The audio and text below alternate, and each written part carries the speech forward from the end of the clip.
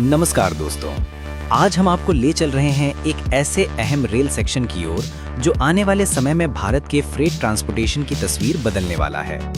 हाल ही में DFCCIL के प्रबंध निदेशक श्री प्रवीण कुमार ने वैतरणा से JNPT सेक्शन का रेल कार निरीक्षण किया। ये निरीक्षण सिर्फ एक औपचारिक दौरा नहीं था, बल्कि ऑपरेशनल रेडीनेस की गहन समीक्षा और जमीनी स्तर पर प्रगति को परखने का अहम कदम था। उनके साथ कॉर्पोरेट ऑफिस और मुंबई यूनिट के वरिष्ठ अधिकारी भी मौजूद रहे, जिन्होंने पूरे रूट की तकनीकी और परिचालन तैयारियों का जायजा लिया। वैतरणा से JNPT तक का ये सेक्शन पश्चिमी समर्पित माल गलियारे यानी वेस्टर्न डेडिकेटेड फ्रेट कॉरिडोर का महत्वपूर्ण हिस्सा है। ये वही कॉरिडोर है जो देश की सबसे व्यस्त रेल लाइनों में से एक दिल्ली मुंबई रूट पर मालगाड़ियों के लिए अलग और तेज मार्ग प्रदान करता है। इस परियोजना को लागू कर रही है dedicated freight corporation of India limited, जो भारतीय रेल के अंतर्गत एक विशेष उद्देश्य कंपनी है। पश्चिमी कॉरिडोर यानी वेस्टर्न डेडिकेटेड फ्रेट कॉरिडोर लगभग 1500 किलोमीटर लंबा है और उत्तर प्रदेश के दादरी से लेकर महाराष्ट्र के जवाहरलाल नेहरू पोर्ट तक फैला हुआ है। अब बात करते हैं JNPT की। जवाहरलाल नेहरू पोर्ट, जिसे आमतौर पर JNPT कहा जाता है, भारत का सबसे बड़ा कंटेनर पोर्ट है। देश के कुल कंटेनर कार्गो का बड़ा हिस्सा यहीं से हैंडल होता है। अभी तक इस पोर्ट से निकलने वाली मालगाड़ियां पारंपरिक रेल नेटवर्क पर निर्भर थीं, जहां पहले से ही यात्री ट्रेनों का भारी दबाव रहता है। लेकिन जैसे ही ये नया सेक्शन पूरी तरह से कमीशन हो जाएगा, JNPT से निकलने वाली फ्रेट ट्रेनें सीधे और बिना रुकावट वेस्टर्न डेडिकेटेड फ्रेट कॉरिडोर पर दौड़ सकेंगी। श्री प्रवीण कुमार ने अपने निरीक्षण के दौरान ट्रैक की गुणवत्ता, overhead electrification, signalling system, yard connectivity और लोडिंग अनलोडिंग इंटीग्रेशन की विस्तार से समीक्षा की। ये पूरा कॉरिडोर 25 kV AC इलेक्ट्रिफिकेशन से लैस है और आधुनिक ऑटोमेटिक सिग्नलिंग सिस्टम पर आधारित है।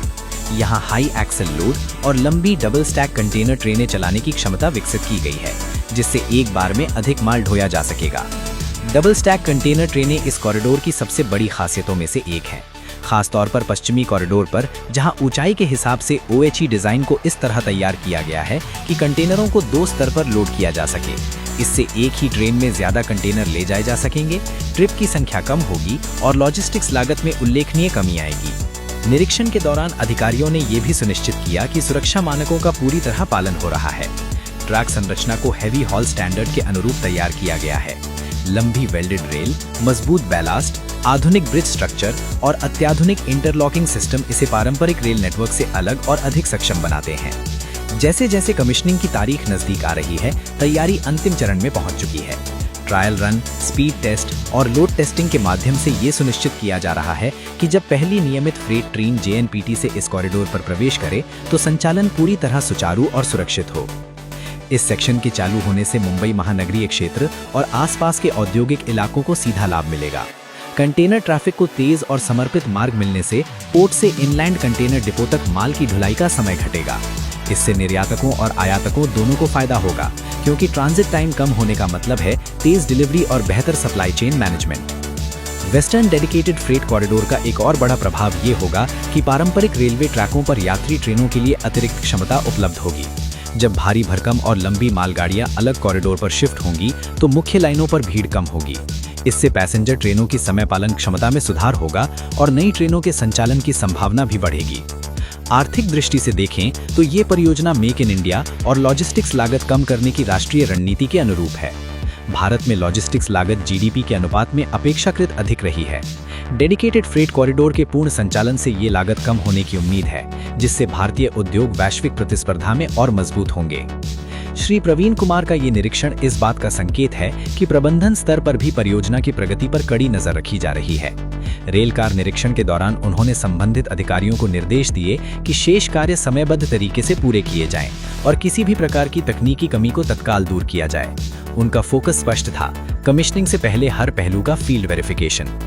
आने वाले समय में जब JNPT से निकलने वाली मालगाड़ियां बिना किसी बाधा के सीधे वेस्टर्न डेडिकेटेड फ्रेट कॉरिडोर पर दौड़ेंगी, तो ये सिर्फ एक नए रेल सेक्शन का उद्घाटन नहीं होगा, बल्कि भारत की माल परिवहन व्यवस्था में एक ऐतिहासिक बदलाव का प्रतीक होगा। ये बदलाव गति, क्षमता, दक्षता और विश्वसनीयता चारों स्तर पर महसूस किया जाएगा। तो दोस्तों, वैतरणा JNPT सेक्शन का ये निरीक्षण और आगामी कमीशनिंग भारत की इंफ्रास्ट्रक्चर यात्रा में एक और मील का पत्थर साबित होने जा रहा है। जैसे जैसे पूरा वेस्टर्न फ्रेट कॉरिडोर पूरी तरह से संचालित होगा, देश की अर्थव्यवस्था को नई रफ्तार मिलेगी और भारतीय रेल का एक आधुनिक, समर्पित और भविष्य उन्मुख चेहरा दुनिया के सामने आएगा।